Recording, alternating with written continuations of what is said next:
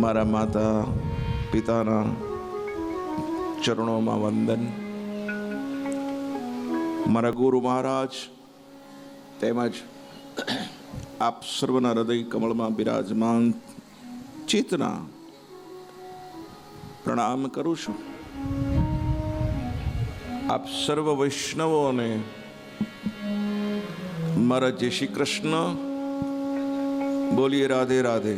राधे राधे और जोर से बोलिए, राधे और जोर से बोलिए. राधे राधे. કાલ સુધી સુંદર કથા આપણે સાંભળી. આપને કોઈને ખબર છે કાલે આપણે આ કથા ક્યાં વિરામ આપ્યો તો કથાનો? કોઈને ખબર છે?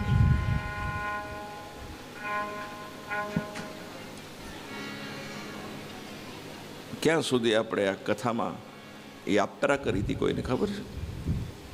કાલે કથામાં શું આવ્યું હતું એ તમને ખબર છે? મેં આપને કીધું હતું કે આ એક 7 દિવસનો નાનકડો કોર્સ છે.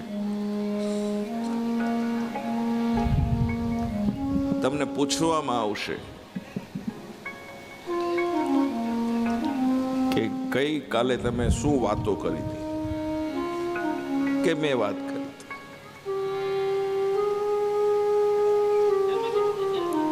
બીજું કે આપને તો ખબર હશે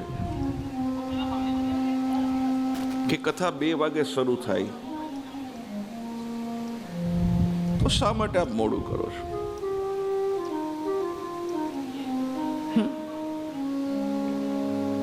ટ્રેનની ટિકિટ લીધી હોય,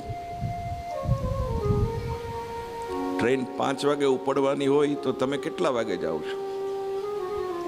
બોલો. 4 વાગે જાઓ છો.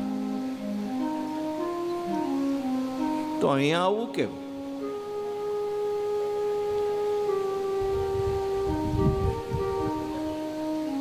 આ મુક્તિની ટ્રેન છે, મોક્ષની ટ્રેન છે.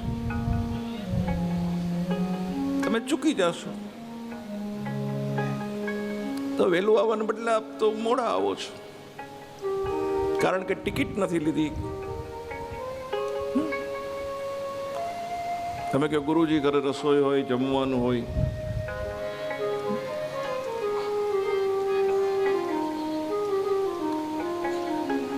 ટ્રેનનો સમય હોય તો આપણે ભેગા થેપલા બાંધીને જાય. સમય ન ચૂકાવવો જોઈએ.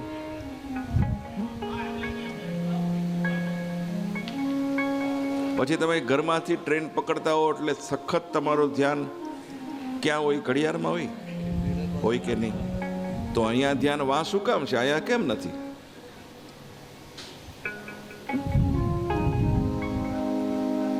શા માટે? શા માટે તમે તમારા મનને છેતરો છો?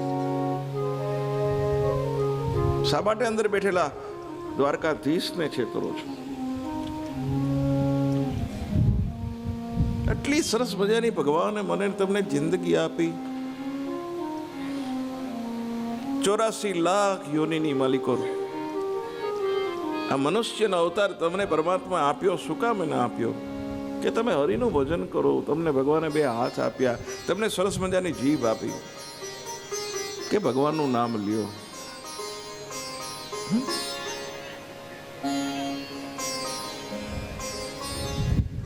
એક વાત કહું, બધા બહેનો આ બાજુ જોઈ. આ બહેનો કેટલા ચંચળ છે મને સમજાતું નથી.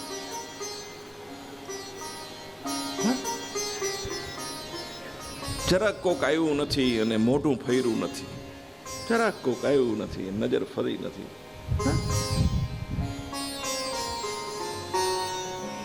આમાં એવું થાય કે ભગવાન તમને મળવા આવવાનો હોય, બરાબર પાસે પહોંચ્યો ને ત્યાં તમે આમ મોઢું ફેરવી નાખો તો તમારું દુર્ભાગ્ય છે. કોણ સે રૂપ મેં ભગવાન મિલ જાય? કયા રૂપમાં ભગવાન આવ્યા છે સાંભળવા? અને કયા રૂપે તમને દર્શન કે એક દિવસ આ લોકોએ કથા સાંભળી, એક આસને બેસીને સાંભળી, આ બહેનો તો ઊભી થઈ થઈને જાતી હોય ને આવતી હોય છતાંય ઊભી નથી થઈ, દ્વારકાધીશ ખુશ થઈ અને દ્વારકાથી નીકળો હોય છે અને અધવચ્ચે પહોંચ્યો હોય છે, ત્યાં તમે મોઢું ફેરવું તો એ પાછો વળી ગયો. મને તો વેમ છે કે આ વૈષ્ણવ મને ધ્યાનથી સાંભળે છે. પરમાત્મા તો હર સમયે તમને દર્શન દેવા માટે તૈયાર છે, પણ તમારી તૈયારી નથી.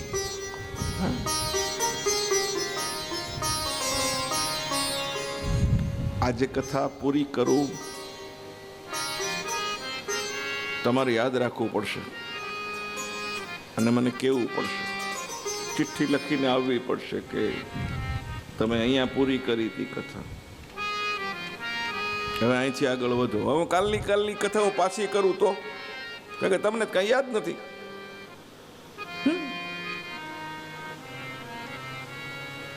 કથા સાંભળવા આવવા માટે ના આવો તમે, તો તમે ઘરે રહ્યો. ઉતારવા માટે આવો.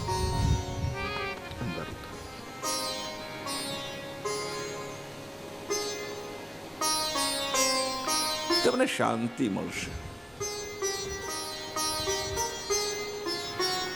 કેટલી બધી બળતરાઓ તમારી અંદર ભરી છે.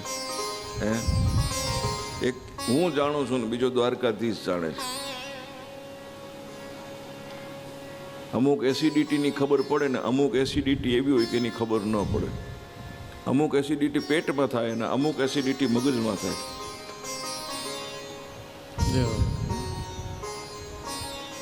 બધા એસિડિટી વાળા છે. કોઈને છોકરાઓની ચિંતા છે, કોઈને છોકરીઓની ચિંતા છે, કોઈને એના વરની ચિંતા છે, કોઈને એની પત્નીની ચિંતા છે. કોઈ એકબીજાને સમજવાના માટે તૈયાર નથી. પત્ની એના પતિનું ફરિયાદ કરે કે મારો પતિ મને નથી સમજતો. પતિ ફરિયાદ કરે મારી પત્ની મને નથી સમજતી.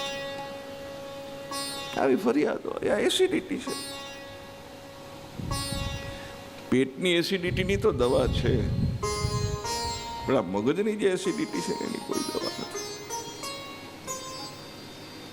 એ એસિડિટી, મગજની એસિડિટી ને બીજું નામ વેમ પણ કહેવામાં આવે. અવિશ્વાસ. તો આજ કથાનો બીજો દિવસ. જલારામ બાપાની અસીમ કૃપાથી અમારા રામુભાઈ, સ્વ નરોત્તમભાઈ, કરશનભાઈ પટેલ પરિવાર અને રામુભાઈ, તનુબેન, ગંગા સ્વરૂપ મનીષાબેન, ભૂપેન્દ્રભાઈ, દીપભાઈ, ધ્યાન, આ બધા જ ભેગા મળી અને જોશી મહોલ્લામાં જોશીજીને બોલાવ્યા છે. કેવો યોગ, કેવો છે જોશી મહોલ્લો અને કથા કરનારે જોશી. અને જે મકાનમાં રામુભાઈ રહે છે એ કુદેવનું જોશી. આ બધો એક યોગાનો યોગ છે. પિતૃમોક્ષાર્થે ભાગવત કથાનું આયોજન કર્યું છે. સ્વ નરોત્તમભાઈ, કરશનભાઈ અને ભીખીબેન અને અશોકભાઈ, એ ઉપરાંત આ પટેલ પરિવારના જેટલા પણ મુમુક્ષો આત્માઓ આ દુનિયા છોડીને ગયા છે, એ જતા જતા પણ એનો જીવ ક્યાંક ને ક્યાંક કોક માયામાં બંધાયેલો છે, પરિવારમાં બંધાયેલો છે. કોઈની ઈચ્છાઓ પૂરી, કારણ કે માણસની ઈચ્છા જિંદગીમાં કોઈ પૂરી થતી જ નથી. જીવન એને કહેવાય કે ઈચ્છાઓ પૂરી થઈ જાય અને જીવન વધે. હા, અને ઘણી વખત એવું પડે કે આખું જીવન પૂરું થઈ જાય પણ ઈચ્છાઓ પૂરી ન થાય.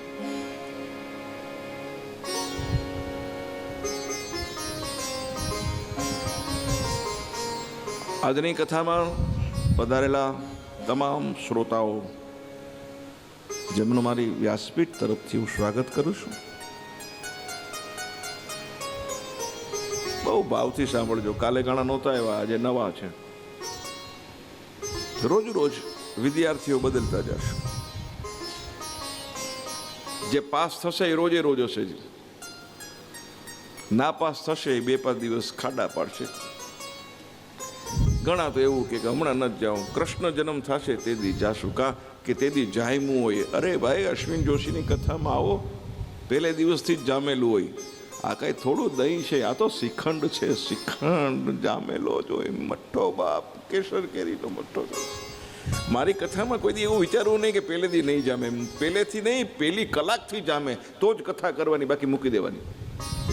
પહેલી કથાથી શ્રોતાને એમ થવું જોઈએ કે 3 નહીં, 4 નહીં, 5 કલાક પણ બેસવું છે, બાપજીને સાંભળવા છે. બાપજીને નહીં, બાપજીની કથા સાંભળવી છે.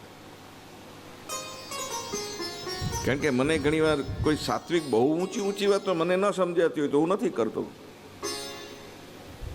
તમને સમજાય એવી સરળ ભાષામાં, સીધી ભાષામાં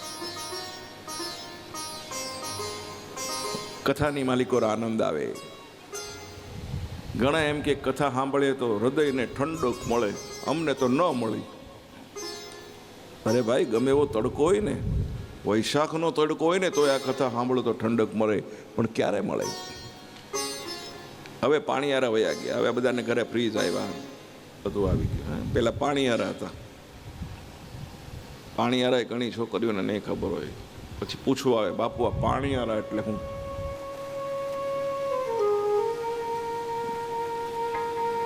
એમાં પાણી પીવાનું માટલું હોય, બાજુમાં ગાગરું પડી હોય, એક મોટી ગાગર, એક નાની ગાગર, એની ઉપર એક ગાગર.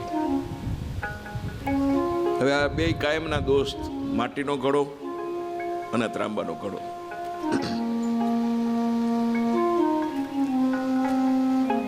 એટલે એકવાર ત્રાંબાના ઘડાએ પૂછ્યું માટીના ઘડાને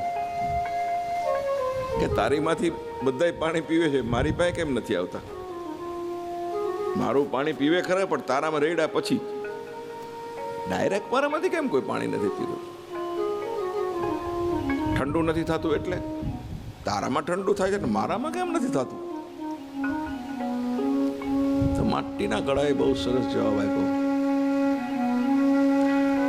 કે મારી અંદર પાણી એટલા માટે ઠંડુ થાય છે કે હું પાણીને ઊંડે સુધી ઉતરવા દઉં છું.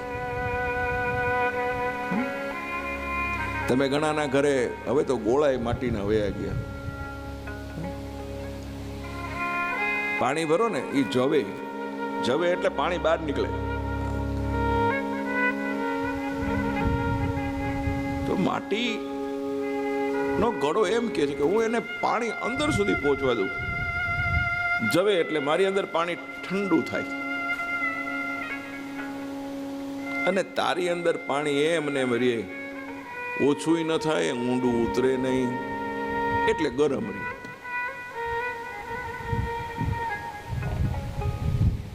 તો આ કથા એ તમારા હૃદયરૂપી માટીના ઘડાની અંદર હું રેડું છું, એને ઊંડે સુધી ઉતરવા દે છું. તમે કહો રેડો ક્યાંથી? તમે તમારા કાનમાં. આ તમારા કાન છે ને, એમાં હું રેડું. પણ તમે કાનમાં હું રેડું, પણ આ બાજુ ધ્યાન રાખવું પડે. અહીંયા રેડીને અહીંયા નીકળી જાય તો ઠંડુ ન મળે. પણ આ બે કાનમાં કથાનું શ્રવણ કર્યા પછી એ અહીંયા હૃદયની માલિકો ઉતરે તો ઠંડક મળે. હવે બીજું કે આ કથાનું એવું લિક્વિડ છે. કથા લિક્વિડમાં સમજો ને, આ કથાનું લિક્વિડ છે ને, અંદર હું ઉતારું ને તમારી, એટલે તમારી નળીઓને સાફ કરે છે. એટલે તમારી કોઈ નળી 7 દિવસ સુધી આ કથા સાંભળો તો તમારે બાયપાસ સર્જરી ન કરાવવી પડે. તમારા હૃદયની બધી નળીઓ ચોખ્ખી થઈ જાય, તમને કોઈ દી હાર્ટ એટેક ના આવે. આ તમે સાંભળતા નથી ને, એટલે બધી નળીઓ બ્લોક મંડિત થવા. તમારે શ્રવણ કરો, ભાવથી શ્રવણ કરો. કાલની કથા મારે તો યાદ રાખવું જ પડે છે ને હવે, કે ક્યાં મૂકી હતી. હા, વિદ્યાર્થી ભૂલ કરે તો એનો કોઈ વાંધો નહીં, પણ શિક્ષક ભૂલ કરે તો કોઈની નોકરી જાય. એટલે તમે ભૂલ કરો એનો વાંધો નહીં. તો પહેલી પ્રાર્થના એ છે કે કાલે તમે 2 વાગે બધા એકદમ હાજર થઈ જજો. આ તો ઓના જેવું થયું. એક છોકરો મોડો આવ્યો એટલે શિક્ષકે એને કીધું કે તું રોજ મોડો કેમ આવેશ? તો છોકરો સાહેબને શું કે સાહેબ આપણી ચિંતા ન કરવી, હું મોડો ભલો ગમે એટલો પડું, તમારે સ્કૂલ શરૂ કરી દેવાની, આપણી રાહ નહીં જોવી. એમ ખરેખર મને એમ થયું કે ચલો ભાઈ આપણે તો શરૂ સ્કૂલ કરી જ દેવી છે. તો કાલની જે કથા નારદજીને ઉદાસ જોયા પછી સનકાદિક ઋષિઓ નારદજીને પૂછે છે કે આપ વિગતે વાત કરો, આપ ઉદાસ કેમ છો? નારદજી કહે છે, હવે તમને યાદ આવી જશે. જો કાલ તમે રોયા હતા, છેલ્લે રોયા હતા. શું કામ રોયા હતા? કયા પ્રસંગમાં રોયા હતા? દીકરીના. ત્યારે નારદજીએ જે વાત કરી કે મા બાપો દીકરીઓને વેચે છે, દીકરીઓ દુઃખી છે.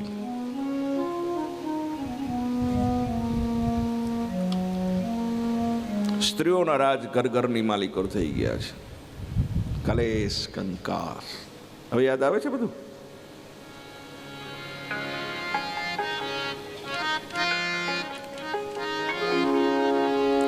પતિ અને પત્ની એટલે ઉંદર અને બિલાડી, બંને એકબીજાની રાહ જોઈને જ બેઠા છે કે કોણ ઝપટમાં આવે.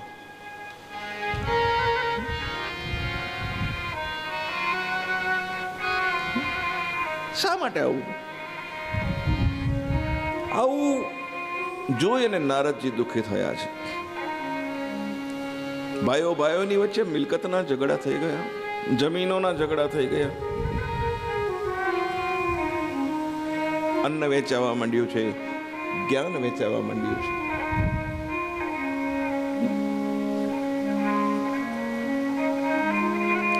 લોકોની ભાવના બગડી, કોઈનું કરી નાખવાનું, કોઈને લૂંટી લેવાનું, કોકને છેતરવાનું. આ બધું જોયા પછી નારદજી કે મને બહુ દુઃખ થયું છે. કળિયુગ ચારે બાજુ વ્યાપી ગયો છે. સનત કુમાર નારદજીને કહે છે કે હે નારદ, આ બધું ઠીક અમને સમજાતું નથી, પણ તમે મૂળ વાત કરો, હકીકત શું બની? અને પછી નારદજી કહે છે કે હું વૃંદાવનમાં આવ્યો, યમુનાના કિનારે મેં એક દ્રશ્યને જોયું. એક યુવાન સ્ત્રી બેઠી હતી,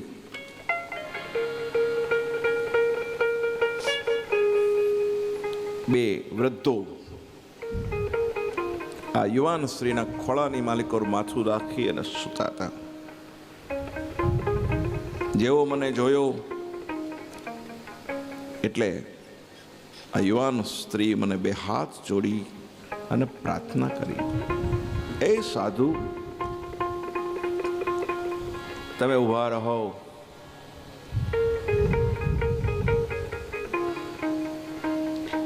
નારદજી કહે છે મેં પૂછ્યું એમને, દેવી આપ કોણ છો?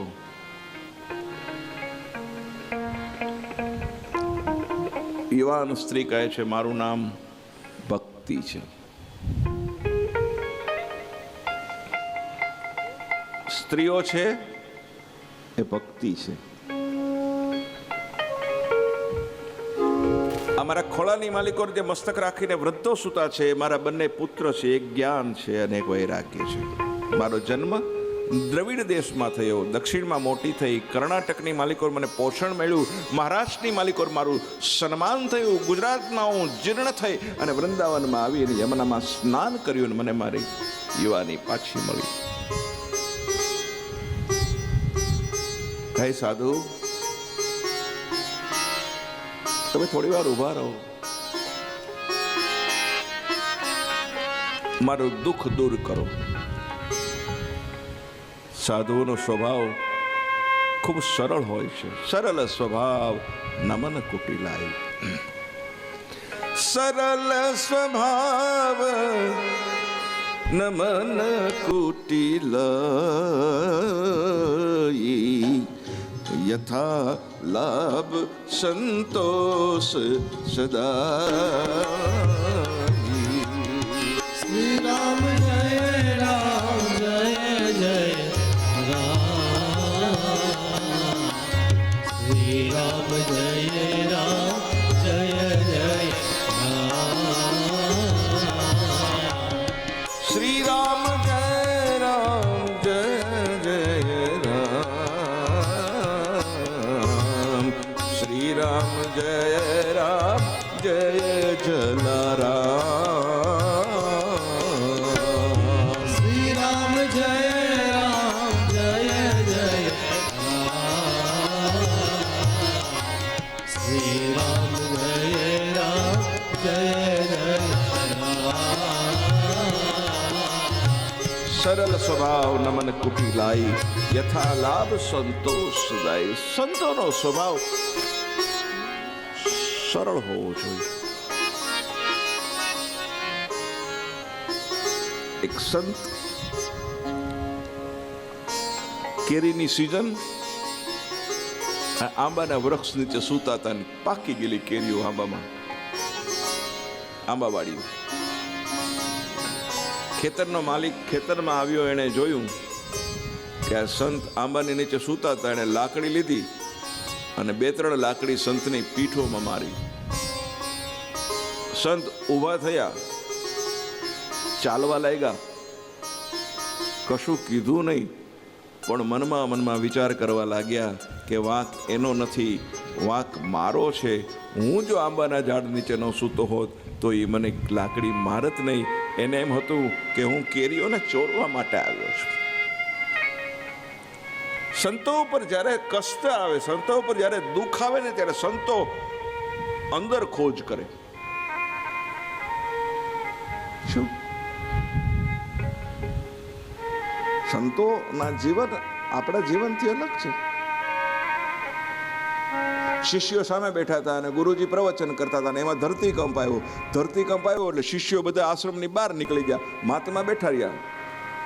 ધરતીકંપનું થોડી વાર હલી ગયું, પછી બધા આવી ગયા. એટલે ગુરુજીને પૂછ્યું શિષ્યોએ કે ગુરુજી, અમે તો બધા ભાગ્યા, બહાર ભાગ્યા, તમે કેમ ન ભાગ્યા? તો કે હું ભાગ્યો હતો પણ તમને દેખાણો નહીં. હે? તો કે હા. કે તમે ક્યાં ભાગ્યા? એ કે તમે બહાર ભાગ્યા અને હું અંદર ભાગ્યો. બચાવનારો મારી અંદર હતો.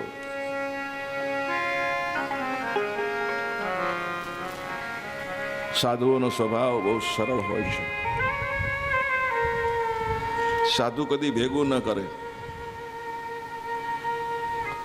રોજે રોજનું મળી જાય, કાલની ચિંતા ભગવાન ઉપર કરે.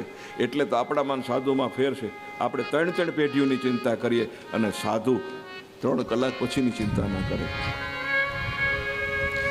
મસ્તી મેરે ના મેરે ભાઈ,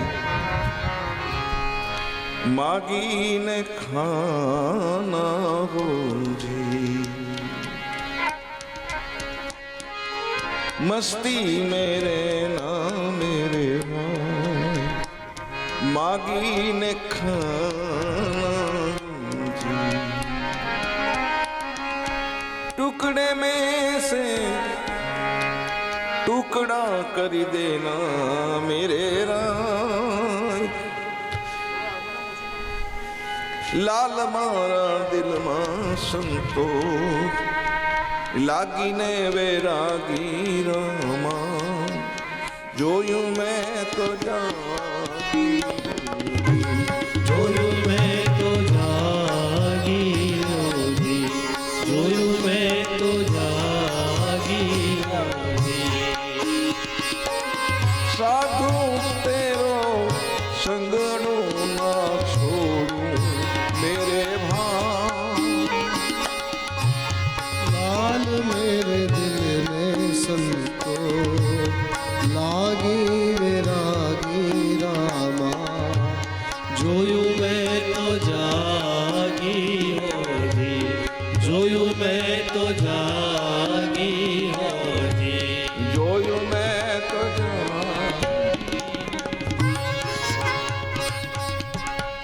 સ્વભાવથી માણસ સાધુ હોવો જોઈએ. કેવું? કેવો સ્વભાવથી સાધુ હોવો જોઈએ. ભલે ને સોનાના દાગીના પહેરો, તમે સારા મોંઘા લુગડા પહેરો, કાંઈ મને વાંધો નથી. હે, આત્મ શરીરને શણગારો. ઠાકરજીને આપણે શૃંગાર કરીએ છીએ કે નહીં? હા કે ના? બોલો, જોરથી બોલો. તો આપણો અંદર ઠાકોરજી બેઠો છે. હે, બેનો મેકઅપ કરે જ ને, શું કામ ન કરે? એને ઠાકોરજીને શણગારે છે. એ પોતાની જાતને નહીં, ઠાકોરજી અંદર બેઠો છે. એ બધાને જોવો ગમે એટલે સરસ શૃંગાર કરે છે. શૃંગાર બધાને ગમે છે. સાધુનો સંગ કરો, સત્સંગ કરો જ્યારે સમય મળે ત્યારે. સારા માણસનો સત્સંગ એટલે સંગ એટલે સારી વ્યક્તિનો સંગ કરો.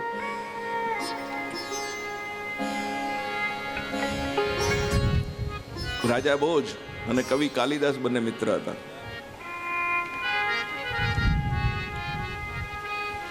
ચર્ચામાંથી વાતમાંથી વાત નીકળી તો કાલિદાસજી એવું કીધું કે સંગનો રંગ તો લાગે.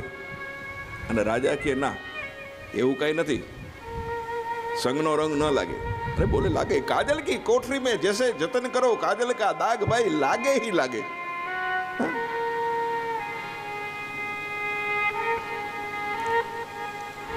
તો કે સમય આવશે મહારાજ ત્યારે હું કહીશ.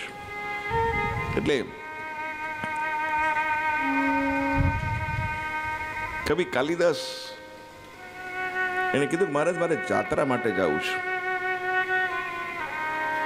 હું એક માણસ તમારી પાસે મૂકતો જાઉં છું, તમારી સેવા કરશે, પણ બિચાર પાસે નોકરી નથી, એનું ધ્યાન રાખજો ને. એને ભેગો ને ભેગો રાખજો, તમારી સેવા કરશે. મહારાજ કે ભલે. કાલિદાસે ભલામણ કરી. હવે કાલિદાસ તો નીકળી ગયા ને પછી તો મહારાજ રોજ સવારના પોરમાં નગર ચર્ચા કરવા જોવા માટે નીકળે. અને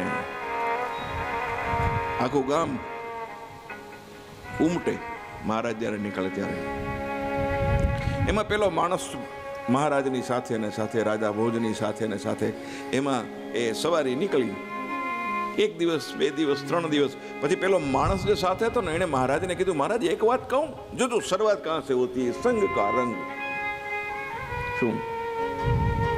કે આપણે સવારી નીકળે છે ને ત્યારે આપણે નગર શેઠના ઘર પાસેથી નીકળે છે ને, અને એના ઝરૂખાની માલિકો એક સ્ત્રી તમને જોવે છે. તો મહારાજ કે આ તો મારી રૈયત છે, બેનો દીકરીઓ છે, વર્ષોથી આ તો ચાલ્યું આવે છે, મને જોવે. કે ના મહારાજ, આ નજર કંઈક જુદી છે હો મહારાજ. એ દિવસે મહારાજ નહીં, એક બીજે દિવસ રોજ કે હવે રોજ તમે કહો 100 વાર જૂઠું બોલો ને પછી એકવાર સત્ય થઈ જાય. એટલે પછી મહારાજને એમ થયું કે જોવું પડશે.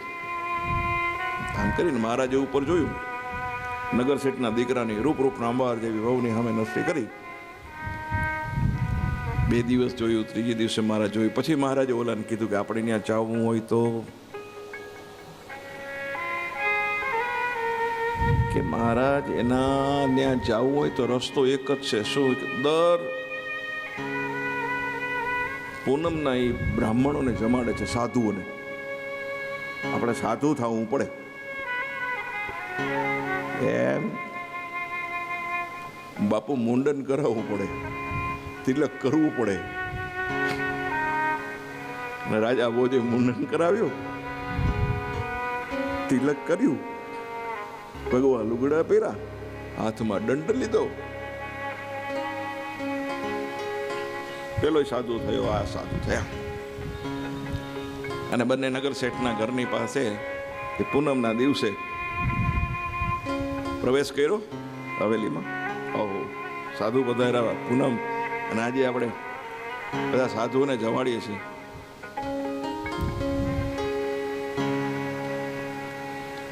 પંગત બેઠી છે. પણ ઘટના એવી કે શેઠના દીકરાની વહુ બધાને પોતાના હાથે જમાડે, પોતે રસોઈ બનાવે અને જમાડે.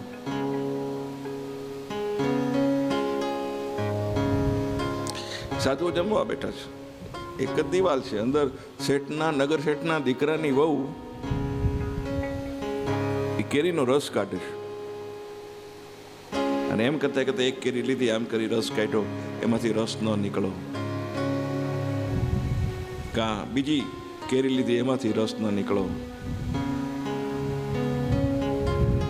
ત્રીજી કેરી કાઢી, રસ ન નીકળો. એટલે નગર શેઠના દીકરાની વવે કેરીનો ઘા કરીને એટલું જ જોરથી બોલી. સાંભળજો શું બોલી, સાંભળજો.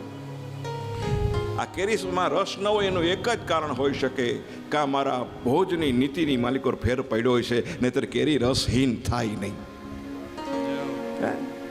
કા મારો રાજાના વિચારો ફર્યા હશે, નહીતર આ કેરી રસહીન ન હોય. રાજા ભોજ સાંભળી ગયો. ઓહો,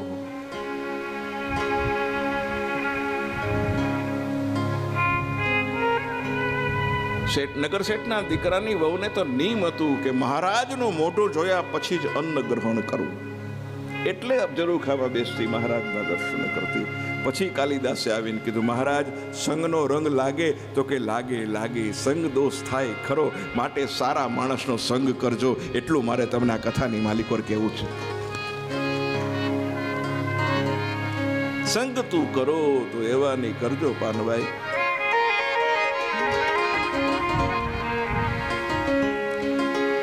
તો સાચાનો સંગ કરજો.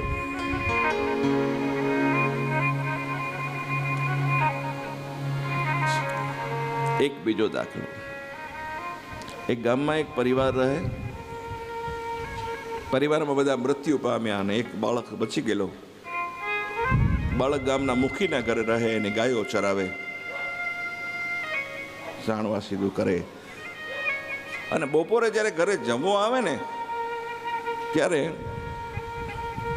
એ મુખીની નોકરાણી એટલી બધી ક્રૂર કે આ મા બાપ વિનાના બાળકને સૂકો રોટલો આપે. એ માગે કે છાશ હોય તો આપો, તો કે છાશ ખાવી હોય તો જા બીજે, છાશ નથી આવ્યો. અને બાળક ઘર છોડીને નીકળી ગયો. આગળ જતા સંતની મંડળી મળી. સંતો કહે, તું એકલો છો કે હા? હાલ અમારી સાથે, સાધુની સેવા કરજે. સાધુ બની ગયો, સાધુની સેવા કરે, ગુરુને પ્રસન્ન થઈ અને એને વિદ્યા અભ્યાસ માટે છોકરાને કાશીએ મોકલો. જો સાધુનો સંગ. અને પછી તો વિદ્યા અભ્યાસ કાશીમાં કર્યો છે, મહામંડળેશ્વર બની ગયો. અને પછી તો ગામે ગામ એની પધરામણીઓ થવા માંડી. અને જે ગામમાં એ છોકરો મુખીના ઘરે છાણવાસીદું કરતો હતો ને, એ જ ગામમાં મંડળી આવી. આ મંડલેશ્વર પધાર્યા, ગામના મુખી આવ્યા, મંડલેશ્વરને પ્રાર્થના કરી કે બાપજી મારે ઘરે પ્રસાદી લેવા પધારશો.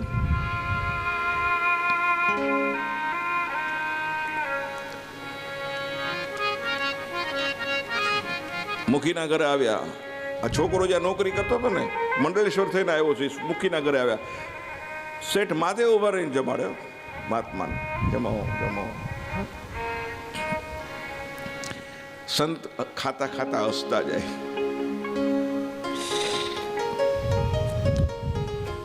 મુખી પૂછે છે કે બાપજી હસો છો કેમ? અને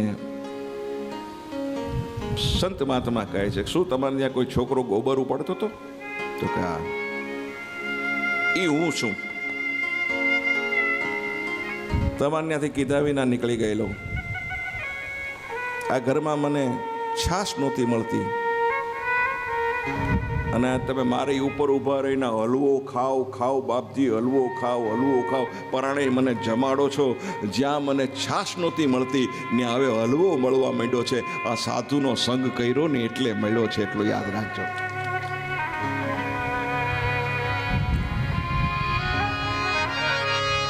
માગી મિલે રાબડી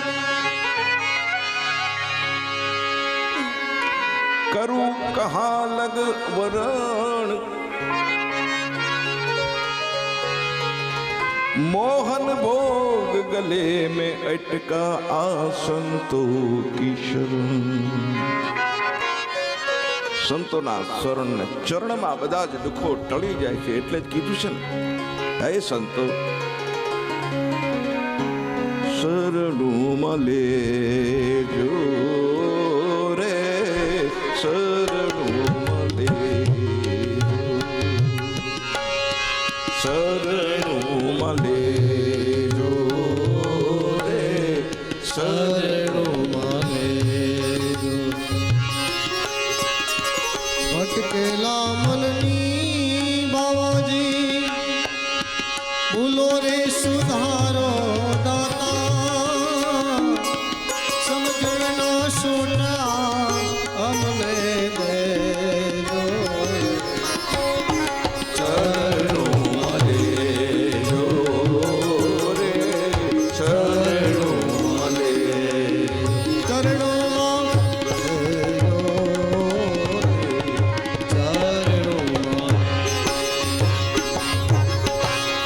સંતનું શરણ છે, સંતનો સત્સંગ છે.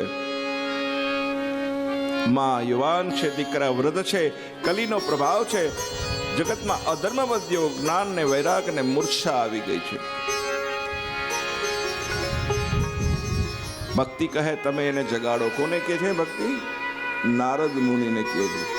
હું વચ્ચે દ્રષ્ટાંત આપું, પાછો મૂળ વાત ઉપર આવું તો તમારે યાદ રાખવી પડશે, નહીં તો હું પૂછીશ કે વરાછામાંથી પાર્લે પોઈન્ટમાં ક્યાં નીકળ્યા. મૂળ તો વરાછાનો હાઈવે પકડવાનો છે આપણે.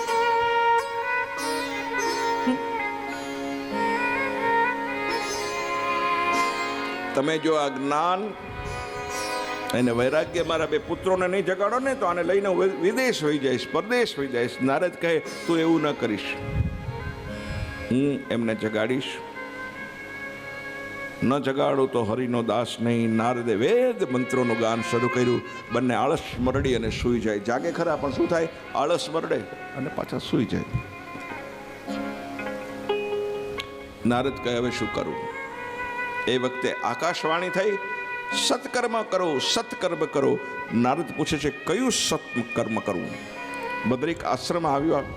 સનત કુમારો કહે તમે એક કામ કરો, ભાગવત જ્ઞાન યજ્ઞ પારાયણ કરો. જીવે પોતાનો ઉદ્ધાર પોતાની હાથે કરવો જોઈએ.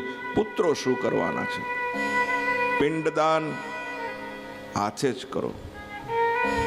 આપણે મૃત્યુ પામીએ પછી પિંડદાન થાય ને બેનો, ખબર છે તમને? હા, શેનો પિંડ બને? શેનો પિંડ બને? ઘઉંનો? વાહ.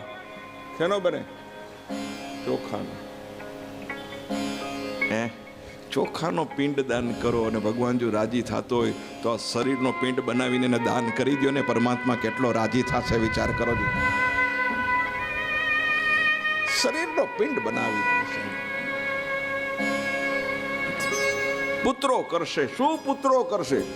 તમારા દીકરાઓ કરશે, તમારી માં કરશે. ભવિષ્ય કરશે કે નહીં કરે? શંકા છે.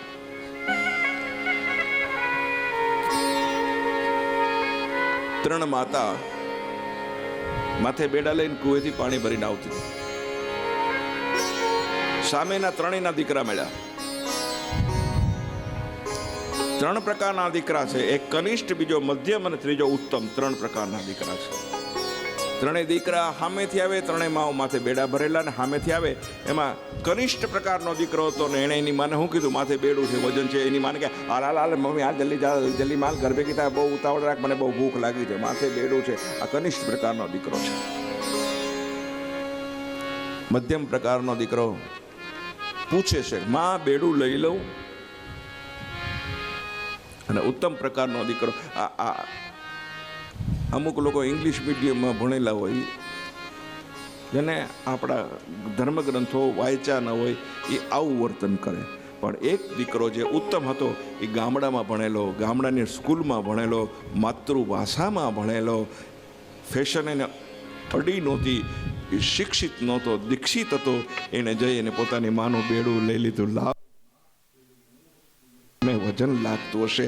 આ ઉત્તમ પ્રકારનો દીકરો છે, એટલું યાદ રાખજો.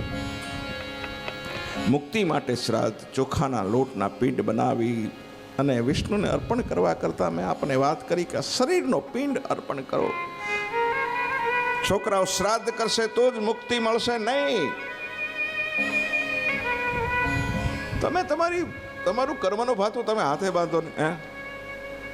હું તો કહું છું રોજ માળા લઈને આવો. કાલ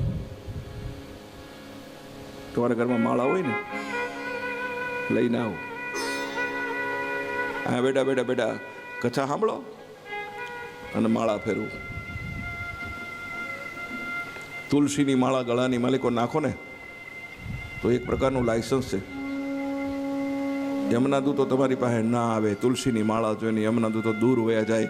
આ તો પરમાત્માનું સંતાન છે, આનેથી દૂર રહેવાય. યમના દૂતો પણ તુલસીની માળા પહેરો ને સાહેબ. કપાળમાં ચાંદલો કરો.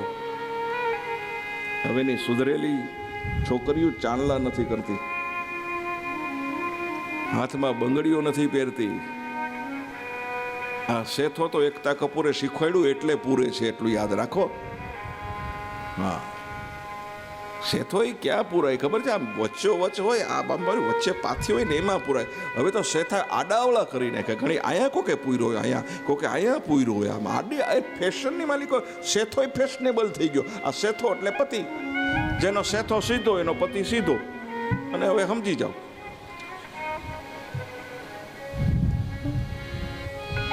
કપાળમાં ચાંદલો કરો, તિલક કરો. જો મેં ચાંદલો કર્યો છે, કર્યો એમ એવું નહીં, કથા પછી બી ચાંદલો કરો.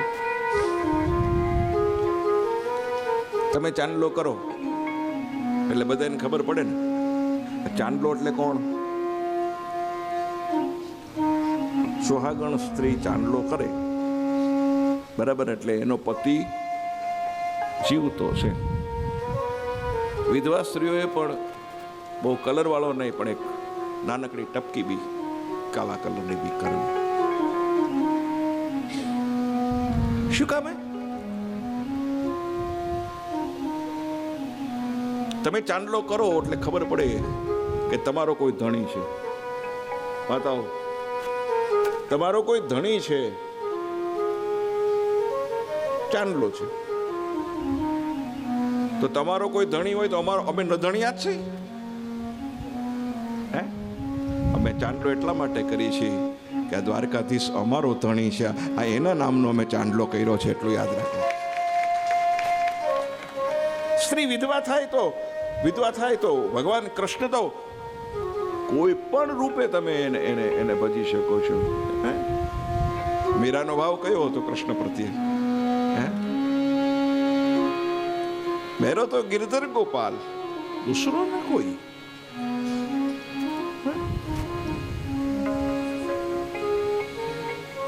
મીરા એની સહેલીઓની સાથે રમતી હતી.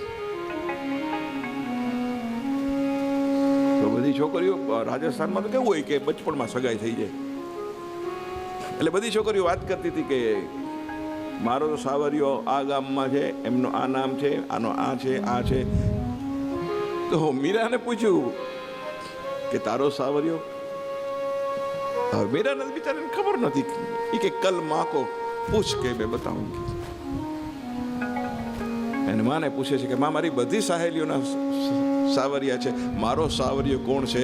ત્યારે મીરાની માએ કીધું બચપણમાં કે તારો સાવરિયો તો ગિરધર ગોપાલ છે, અને એ દિવસથી સાવરિયો બનાવી અને જિંદગી જીવી હતી સાહેબ.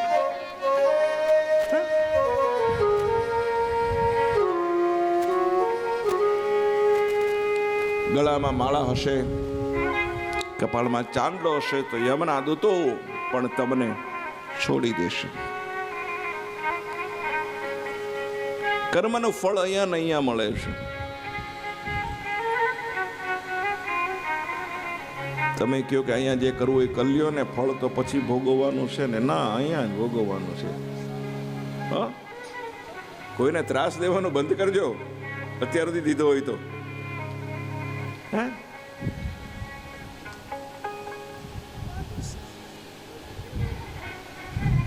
તમે ધંધુકારીની વાર્તા સાંભળી હશે.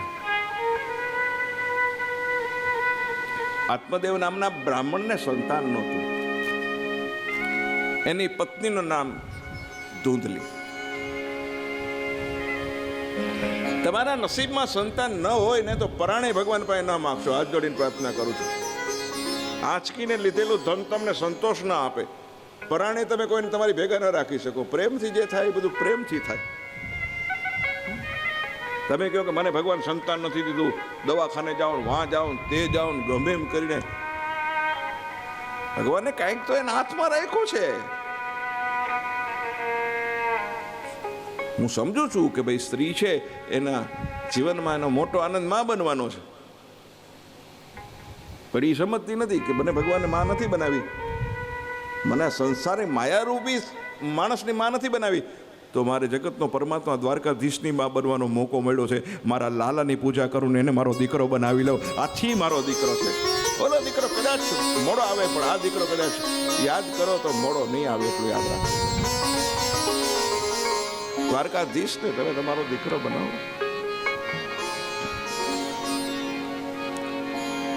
આત્મદેવ નામના બ્રાહ્મણે ઘર છોડી વનની માલિકો તપ કરે છે. એક સાધુ મળે છે. સાધુને કહે છે મારે સંતાન નથી, આશીર્વાદ આપો. સાધુ ના પાડે છે. અને આત્મદેવ નામનો બ્રાહ્મણ કહે છે કે જો તમે મને સંતાનના આશીર્વાદ નહીં આપો તો હું આત્મહત્યા કરીશ. હું ટૂંકમાં આ બધી વાત કહું છું કારણ કે આ બધી વાતો તમે બહુ સાંભળેલી છે. મારે કથા હજી એટલી બધી લાંબી છે ને, પહોંચવું છે, પણ તમારામાં એટલી બધી મજા આવે છે ને,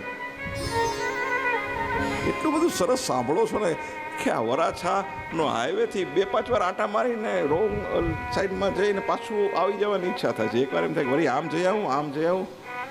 આખો વરાછા એવો સરસ છે, પણ આ આજુબાજુવાળું બહુ વાતાવરણ અદ્ભુત છે. ક્યાંક ગાંઠિયાની સુગંધ આવે ને, ક્યાંક ખમણની સુગંધ આવે ને, ક્યાંક ખમણીની સુગંધ આવે તો એમ થાય કે થોડુંક આમ જઈને પછી પાછો વહી આવીશ.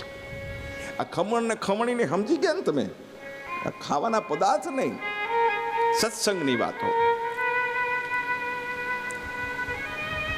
બ્રાહ્મણને સાધુ સમજાવે પણ સાધુ માને. આત્મદેવ માનતા નથી, સાધુ સમજાવે છે.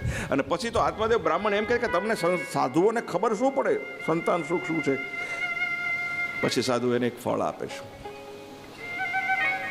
આ ફળ તારી પત્નીને ખવડાવજે, સંતાન થશે. પણ આ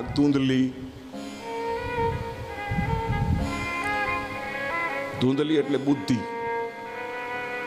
સમજી ગયા? ધૂંધલી એટલી બધી ખટપટી પંચાત કરે, તર્ક વિતર્ક કરે. મન અને બુદ્ધિ એટલે ધૂંધલી અને ધૂંધલીની બેન. આ મન અને